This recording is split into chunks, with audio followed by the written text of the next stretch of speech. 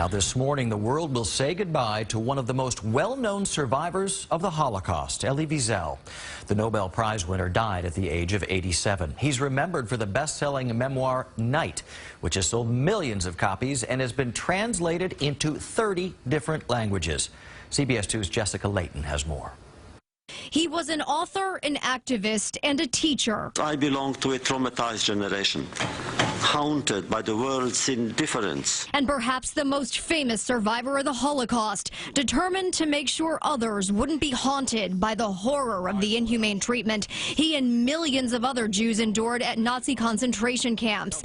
Elie Wiesel devoted his life to fighting against injustice and oppression of all kinds. His life story and the stories he'd go on to write touched generations of people. Romanian-born, Wiesel became a U.S. citizen in 1963, eventually choosing to call New York City home. Asking for privacy, his wife and son released statements of love for him. Marion Wiesel said, "My husband was a fighter. He waged countless battles for innocent victims, regardless of ethnicity or creed." His son called him a gentle and devout man who was always interested in others and whose quiet voice moved them to better themselves. On the streets of Manhattan Saturday night, New Yorkers and tourists alike mourned Wiesel's passing, praising the impression he left on the world. Heart's pounding a little.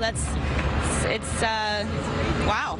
Yeah, I'm a little speechless. Someone that's basically an icon in our country, in this time, this generation. It's sad that I never got to meet him or see him in person. I wish I would have. 16-year-old William Diaz recently read Wiesel's classic memoir, Night. One of the most widely discussed books of the 20th century, it detailed the trauma of the Holocaust. It was so heartbreaking and so eye-opening as a reader, and I think that he really captured that as an author. He captured it amazingly. That sort of eye-opening effect and the more than 50 other books he wrote helped earn Wiesel the Nobel Peace Prize in 1986. It was very touching and very inspirational. Named a messenger of peace by the United Nations, Wiesel was always aiming to teach others about intolerance. As a teacher, I always believe in questions. The question is, will the world ever learn? Thank you. And in his death, there's hope. That powerful voice and meaningful message will live on.